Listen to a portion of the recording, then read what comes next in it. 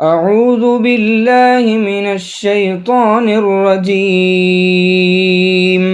I seek refuge with Allah from Satan the outcast.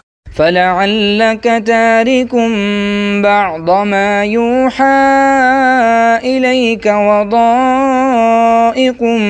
به صدرك أن يقولوا لولا أنزل عليه كنز أو جاء معه ملك إنما أنت نذير والله على كل شيء وكيل. Perhaps you wish to disregard some of what is revealed to you, and you may be stressed because of it, since they say, if only a treasure was sent down to him, or an angel came with him. You are only a warner, and Allah is responsible for all things.